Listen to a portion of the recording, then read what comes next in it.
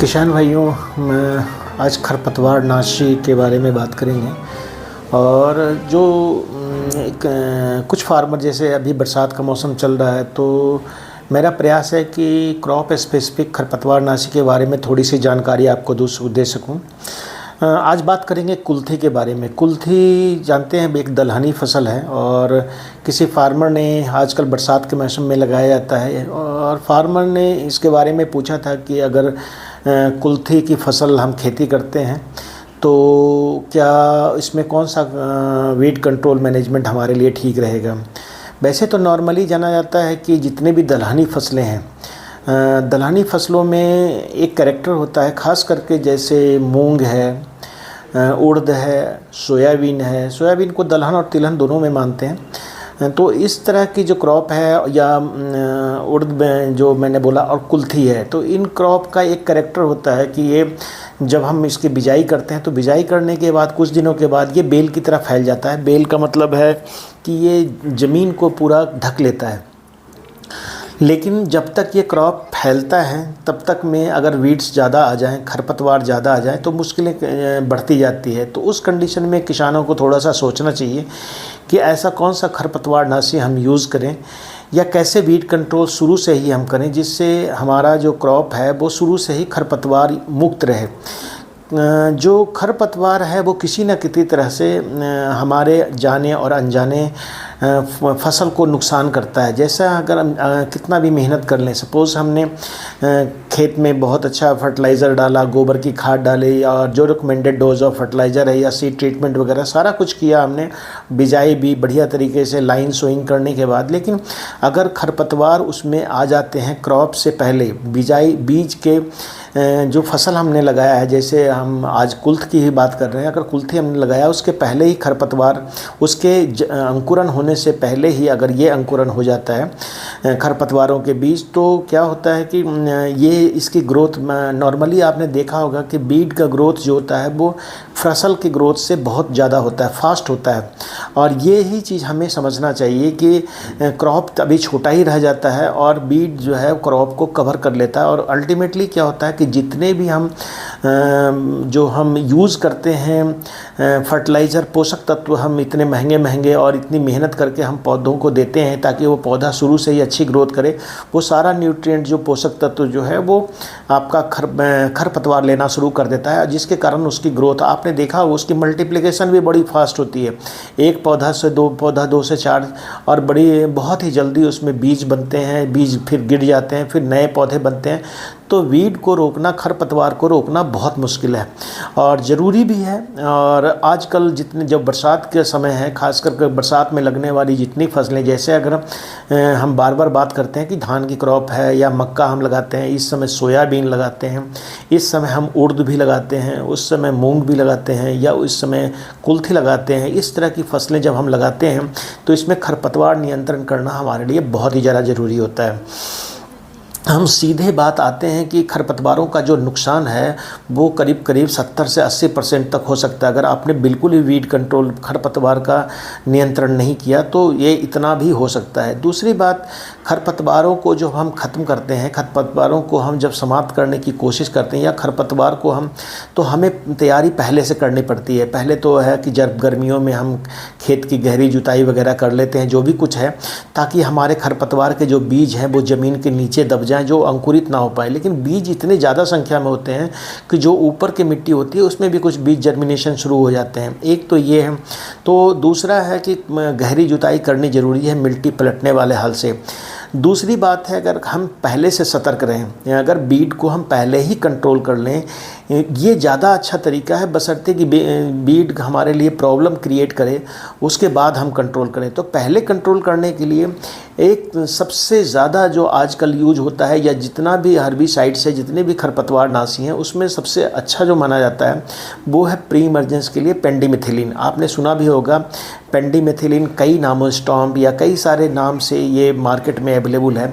पेंडिमिथिलिन का अगर आप यूज़ करते हैं तो इससे अच्छा खरपतवारनाशी बहुत कम, और ये सभी क्रॉप में, इवन सभी तरह के वेजिटेबल में भी यूज कर सकते हैं। सभी तरह के करीब करीब आपने जो मैंने क्रॉप बताया कि बरसात में उगने वाली, इवन भिंडी वगैरह जिसकी भी बिजाई आप डायरेक्टली करते हैं, मटर वगैरह जो भी आप बिजाई करते हैं, और जो मैंने अभी बताया कुल्थी है, मूंग है, उड़द है, सोयाबीन है, इन सभी में हम जो है पेंडिमिथिलिन ये हर्बिसाइड्स होता है, इसको आप प्रयोग कर सकते हैं। पेंडिमिथिलिन का फ़ायदा क्या है कि पेंडिमिथिलिन को यूज़ करने का तरीका लोगों को कई बार इसमें जो लापरवाही बरत देते हैं। नॉर्मली जो दवाई की मात्रा है करीब करीब एक पंप की अगर बात करें, जो हमारे पास नॉर्मली जो औसत पंप होता है वो 15 लीटर का होता है, तो इसमें 15 से 40-45 से लेकर के 70 ml दवाई आप इसमें डाल सकते हैं एक पंप में।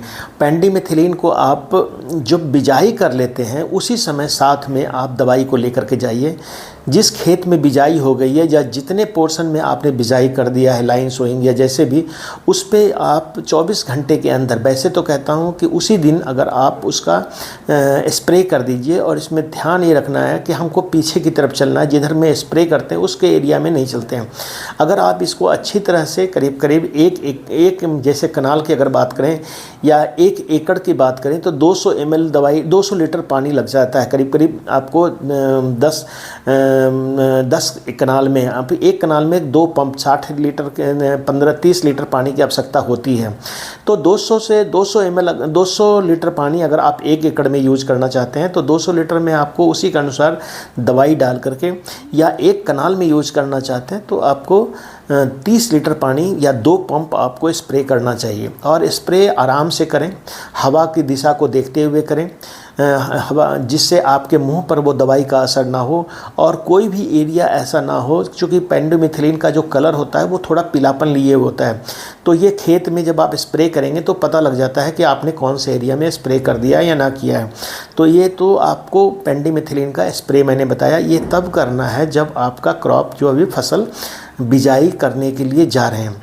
जैसे ही बिजाई हम कर देते हैं, बिजाई करने के बाद भी आप चाहें तो 24 घंटे या 3 दिन या 4 दिन के बाद जिसको हम बोल सकते हैं कि 3-4-5 दिन अगर क्रॉप हो गया और आप स्प्रे नहीं कर पाए हैं, तब भी आप पेंडिमिथिलिन के साथ एक कम्बिनेशन आता है इमेजेथापायर का।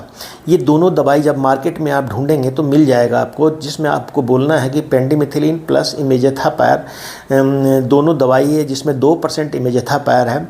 इन दोनों का कम्बिनेशन आता है और इसको आप उसके बाद 3-4 दिन बाद या 6-7 दिन बाद आप इसका स्प्रे कर सकते हैं, छिड़काव कर सकते हैं। इससे भी जो है खरपतवार के बीज दब जाते हैं। तीसरी बात जब हम आते हैं कि ये तो आपने कर दिया कि अगर आपने प्री इमरजेंसी यानी खरपतवार के उगने से पहले और बुआई के 24 घंटे के अंदर आपने स्प्रे कर दिया तो खरपतवार 25 से 30 दिन तक या 30 से 35 दिन तक एवं अच्छी तरह से स्प्रे किया है, अच्छी क्वांटिटी में किया है आपने, तो इतने दिन तक वीड फ्री रहता है और आपके बीज को जर्मिनेट होने में, जो आपने बीज डाला है उड़द का, मूंग का या किसी चीज़ का या कुल्थे का, उसको जर्मिनेशन में कोई दिक्कत नहीं आती, तो बहुत जल्दी आसानी से निकल जाता है। तो एक तो आपने ये करना है। दूसरा आपने इसमें तो अगर 30-35 दिन तक क्रॉप आपका वीड फ्री है जिसके कारण आपने स्प्रे किया है पेंडिमिथिलिन का, तो आपको समझ लीजिए कि तब तक क्रॉप जो है पूरा कवर कर लेता है अपना एरिया का मतलब ज़मीन की सतह को, और घास को वो वैसे ही दबा देता है, उसके बाद ज़रूरत ही नहीं पड़ती है घास को उगने की। तो इस तरह के जो फसल है मूंग, सोयाबीन, उड़द या आपका कुल्थी, इसमें आपको 30, 35, 40 दिनों तक ही ज़्यादा ध्यान रखना पड़ता है खरपतवार नियंत्रण के लिए, ये आपको ध्यान रखना है। उसके बाद दूसरा आता है कि अभी बहुत ज़्यादा कॉमन चला हुआ है कि पोस्ट इमरजेंस के लिए वो है क्लोडोनिफ जो क्यूजालिफॉफ, दैट टर्गा सुपर को भी आप यूज कर सकते हैं ये खड़ी फसल में, और ये 15-20 दिन के बाद इसका प्रयोग कर सकते हैं 2 ml प्रति लीटर, यानी 15 लीटर पानी में 30 ml दवाई जो टर्गा सुपर का है उसको आप डाल करके, और मार्केट में अवेलेबल है, थोड़ा कॉस्टली दवाई है, क्विज़ाल्फॉफ करके आता है, टर्गा सुपर इसको बोलते हैं, और इसका स्प्रे कर सकते हैं। ये भी सारे खरपतवार को, लेकिन 10 से 15 दिन के अंदर आपने इसका स्प्रे कर देना। 2 से 3 पत्ती आपके खरपतवार में आने चाहिए, बड़े पत्ती, खड़े पत्ती जिसको हम बोलते हैं, जो सच्ची पत्ती होती है। तो एक तो 2 काम आपने, दूसरा ये कर सकते हैं। इससे बेहतर दवाई आती है, परस्यूट के नाम से आता है, जो बास्प कंपनी का है। और परस्यूट जो है वो करीब करीब, जिसकी दवाई की मात्रा की अगर हम बात करें तो करीब करीब आपको 400 ml दवाई 1 एकड़ में यूज हो जाता है। तो आपको 200 लीटर पानी में 1 लीटर पानी में 2 ml दवाई डालना, यानी 15 लीटर में 30 ml दवाई डाल के आप इसको स्प्रे करेंगे। लेकिन परस्यूट जो आता है, इसको दवाई को, ये अच्छी थोड़ी दवाई का जो पैकेट आता है वो सबसे छोटा वाला आप लीजिए, 1 एकड़ का कम से कम आता है, थोड़ा कॉस्टली पड़ता है। तो आप इसको यूज, परस्यूट नाम से आता है, आप इसको यूज कर सकते हैं। ये बहुत अच्छा, इसमें जो है वो एमेजिथापायर है और बहुत अच्छा इफ़ेक्टिव है। ये पोस्ट इमरजेंसी, जो घास बाद में बड़े पत्ते के हो जाते हैं और उड़द के साथ या आपके कुल्थी के साथ या सोयाबीन के साथ कंपटीशन करने लगते हैं, तो उस कंडीशन में आप इसका दवाई का, परस्यूट का आप यूज कर सकते हैं, स्प्रे कर सकते हैं। इसका स्प्रे करने के लिए आपने ध्यान ये रखना है कि इसमें 3 तरह की दवाई, 3 तरह का डब्बे में आपको कम्बिनेशन आएगा। एक तो परस्यूट होगा, दूसरा सोडियम साल्ट होता है, तीसरा जो होता है स्टिकर होता है जिसको चिपको बोलते हैं। तो इन तीनों को अलग अलग मिलाना है और जैसा उसमें लिफलेट में लिखा हुआ है उसके अनुसार इस दवाई का कम्बिनेशन घोल बना करके और आपने इसको यूज़ करना। अगर आपने प्रॉपरली इसका इफेक्ट देखना है, आप एक ही दवाई में सबको नहीं, तीनों को पहले अलग अलग मिला लेना है, जैसे जैसे पानी में उसमें बताया गया है उसमें लिखा रहता है। और उसके बाद आपने इसको इकट्ठे मिला करके दवाई को, और 2 ml पर लीटर के हिसाब से इसका आप स्प्रे कर सकते हैं। इसके अलावा भी आता है एडामा का, जैसे वीड ब्लॉक आता है, उसके बाद आपका यूपीएल का आता है लगाम। ये कई कुछ एक दवाई है जो जिसको भी आप इसमें यूज कर सकते हैं। तो मेरा कहना ये है किसान भाइयों कि जब भी आप अगर हम आज जो बात कर रहे थे वो कर रहे थे कुल्थी के बारे में। कुल्थी की क्रॉप अगर आपने लगाई है, उसकी ग्रोथ अभी छोटी है, तो 10, 12, 15 दिन का इंतज़ार कर लीजिए। उसके बाद आप टर्गा सुपर भी स्प्रे कर सकते हैं, या आप चाहें तो परस्यूट का स्प्रे कर सकते हैं। और अगर आपने अभी भी फसल लगानी है, जैसे आपने सोयाबीन लगाना है या मूंग लगाना है या माह लगाना है या जिसको हम बोलते हैं उड़द लगानी है, तो आप पेंडिमेथिलिन जो प्री इमरजेंस है या है, वो सबसे अच्छी दवाई है। अगर आप उसको बढ़िया तरीके से यूज़ करें तो इन दवाइयों को और स्प्रे करने की आवश्यकता नहीं पड़ेगी।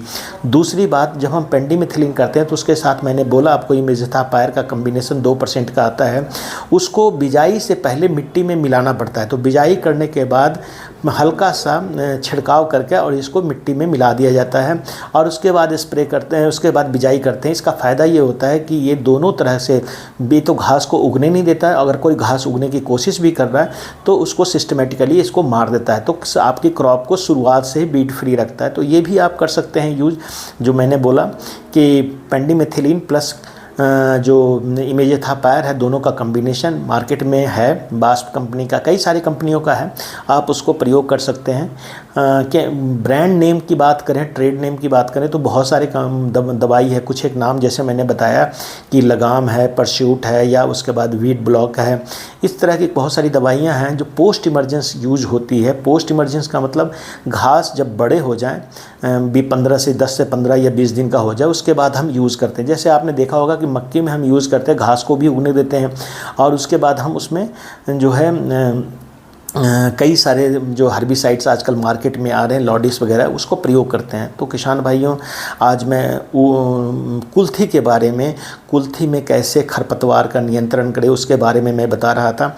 मेरा कहना है अगर लाइन में आप इसकी सोइंग करते हैं तो शुरुआत में आप हैंड हैरो जो आजकल आता है हल्का सा, उससे भी आप इसको कंट्रोल कर सकते हैं। लेकिन लाइन सोइंग मोस्टली लोग नहीं करते, छट्टा लगाते हैं। उस कंडीशन में आपको खरपतवार जो ये दाल है जिसके बारे में हम बात कर रहे थे, कुल्थी, उसमें कंट्रोल करने के लिए आप जो है इमेजिथा पायर जो मैंने बताया परस्यूट, उसका प्रयोग कर सकते हैं, या टर्गा सुपर का प्रयोग कर सकते हैं। दवा खरपतवारनाशी के बारे में प्रयोग करने से पहले मैं आपको एक चीज़ ज़रूर कहूँगा कि आप इसको एक बार थोड़े से छोटे से कोने में स्प्रे करके देख लीजिए, क्रॉप का कोई छोटा कोना, और 1-2 दिन वेट कर लीजिए ताकि आपका दवाई का कॉम्बिनेशन जो है वो ठीक बने। और उसके बाद स्प्रे करने के बाद आप 2-1 दिन का इंतज़ार कर लीजिए। अगर दवाई का असर फसल पर ज़्यादा बुरा नहीं पड़ रहा है तो आप इसको स्प्रे कर सकते हैं। कई बार कंडीशन ऐसी भी आती है कि फसल की बढ़वार थोड़े दिनों के लिए रुक जाती है, जैसे 2-4-5 दिनों के लिए लगेगा कि फसल की बढ़वार नहीं हो, लेकिन उसके बाद जैसे ही दवाई का असर पौधे पे कम होने लगता है उसके बाद रिकूप कर जाता है, तो आप इसको कर सकते हैं। तो किसान भाइयों जिन्होंने ये कुल्थी के बारे में खरपतवार नियंत्रण के लिए भेजा था, मैं उनको कहूँगा कि आप हमारे चैनल्स को और लोगों में भी शेयर कीजिए। लोग हमारे हम जो जानकारी देते हैं बहुत सोच समझ करके देते हैं ताकि आपको फ़ायदा हो। और किसान भाइयों, ये मेरा विश्वास है कि आपको जो प्रश्न था उसका समाधान मिल गया होगा। धन्यवाद।